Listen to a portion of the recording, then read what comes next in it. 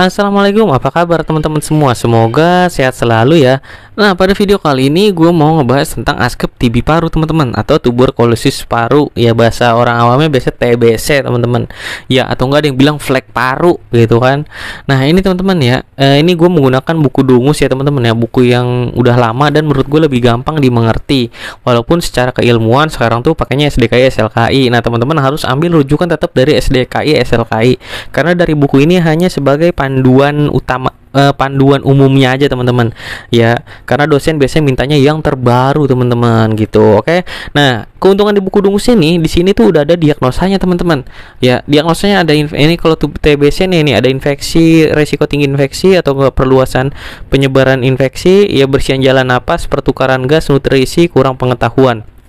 Ya, ini tuh udah ada. Tinggal teman-teman ya tentuin diagnosa prioritasnya ya. Di sini gue ingetin ya, setiap orang diagnosanya itu bisa sama, apa penyakitnya tuh bisa sama TBC. Tapi diagnosa keperawatan atau enggak diagnosa prioritasnya yang pertama itu pasti beda teman-teman. Ya, jadi enggak mesti orang sama-sama TB diagnosa urutannya tuh sama, enggak. Ya, bisa aja dia bersihan jalan napas dulu walaupun di sini infeksi atau enggak resiko tinggi infeksi gitu kan, atau enggak perluasan infeksi. Nah, bisa juga nutrisi duluan ya yang jadi diagnosa TB. Nah, di sini ada infeksi, udah jelas ya teman-teman ya, kalau pasien TB itu pasti memang infeksi ya, tapi gua anjurin di sini ambilnya perluasan infeksi atau penyebaran infeksi ya, karena TBC itu menular ya teman-teman ya. Nah, itu bisa kita angkat diagnosa pertama sih teman-teman ya, kalau menurut gua gitu kan. Tapi lihat dulu lingkungan rumahnya kan harus dikaji ya, pada ventilasi atau enggak ya kan, itu penting juga. Kemudian bersihan jalan napas. Orang TBC biasanya juga jalan napasnya tuh banyak banget sekretnya teman-teman, dahaknya. Ada yang warna kuning, hijau, ada yang putih berbusa ya. Kalau dia banyak banget ya sekretnya ya, bisa teman-teman ambil bersihan jalan napas. Gangguan pertukaran gas atau enggak kerusakan pertukaran gas ya, teman-teman bisa lihat hasil analisa gas darahnya jelek atau bagus ya. Biasanya udah ada di nilai rujukannya, ini normal atau enggak ya kan. PCO2 nya berapa, apakah dia asidosis, metabolik, apa alkalosis ya, gitulah, gua juga udah lupa ya. Terus juga nutrisi, perubahan dari kurang kebutuhan ya, ini nutrisi teman-teman ya. Kalau mau ambil nutrisi jangan lupa ya ABCD nya teman-teman. Antropometri, biomedical, clinical symptom, sama dietnya ya kan. Udah pasti TB itu diet, diet TKTP, tinggi kalori tinggi protein. Nah ya kan, apa itu TKTP teman-teman, baca sendiri di Google ya. Kurang pengetahuan ya mengenai kondisi, aturan tindakan dan pencegahan ya, ini bisa ya teman-teman ya. Terus apa lagi di sini gue bahas ya.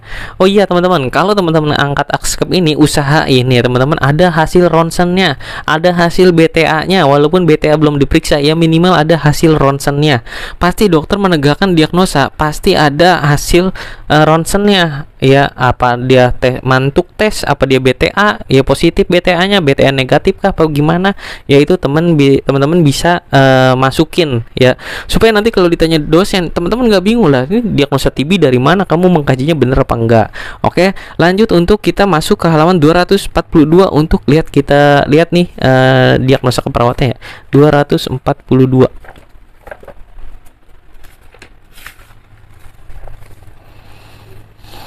Oke, risiko tinggi penyebaran infeksi ya, ini bisa teman-teman ya, pertahanan primer tidak adekuat ya. Gue nggak bisa jelasin banyak-banyak ya teman-teman ya, karena durasi waktunya takutnya kelamaan dan teman-teman juga bosan. Ini udah gue centang-centangin nih, waktu itu gue ambil intervensi ini berarti ya. Nah tuh silakan teman-teman lihat ya, ini intervensinya, ini rasionalnya ya teman-teman ya. Ini masih diagnosa infeksi, perluasan infeksi teman-teman ya. Oke.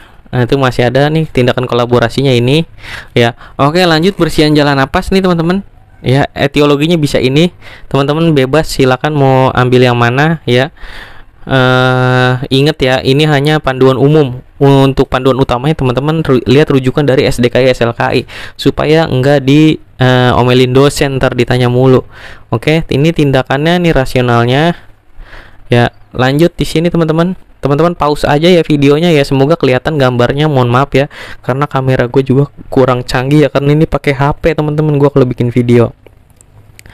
Oke, nah ini langsung kurang pengetahuan ya, ini bisa, ini etiologinya ya. Ininya teman-teman, intervensinya rasional banyak juga nih ya kan? Oke, ini adalah nih segini sedikit lagi. Oke, semoga kelihatan. Oke, itu dulu teman-teman ya video kali ini dari gua. Sampai ketemu di video selanjutnya. Wassalamualaikum warahmatullahi wabarakatuh.